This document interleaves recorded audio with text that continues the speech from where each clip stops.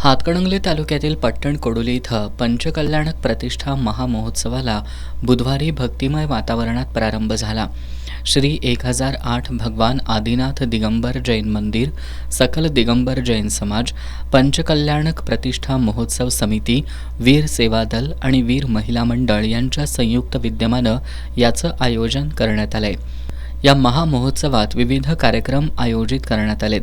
पहाटे मंगलवाद्य घोष, सकाळी मंगलाष्टक, आचार्य निमंत्रण, इंद्रस्थापना, यजमान प्रतिष्ठा, संध्यावंदन, मंदिरात पंचामृत, शांतिधारा, देवगुरुपूजा, सकाळी 8 वाजता जलपूजन, मंगलकुंभ आणणे, घटयात्रा आणि शोभायात्रा असे कार्यक्रम पार पडले. त्यानंतर यजमान अनिल खड्डू यांच्या घरापासून हत्तीवरून मिरवणूक जैन मंदिरात आली. मिरवणूक मंदिरात आल्यानंतर ध्वजस्थापना, जलकुंभ करण्यात आलं. सकाळी 11:15 मान्यवरांच्या हस्ते सभा मंडपाचं उद्घाटन करण्यात आलं.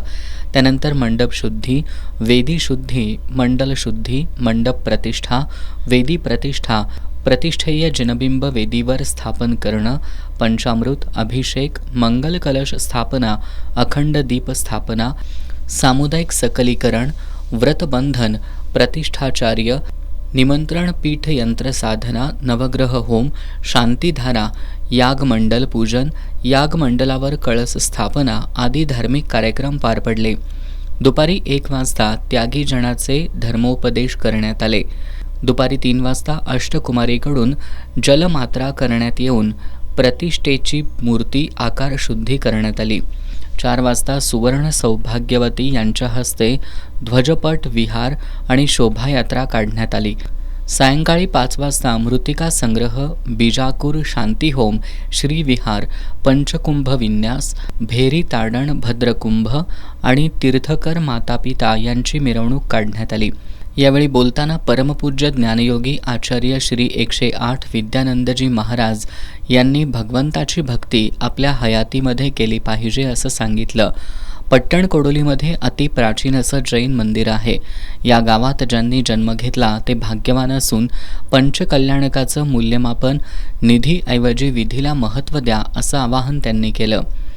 परमपूज्य आचार्य रत्न श्री 108 जिनसेनजी महाराज यांनी सर्वांनी लहानपणीच मानवी संस्कार करण्याची गरज व्यक्त केली.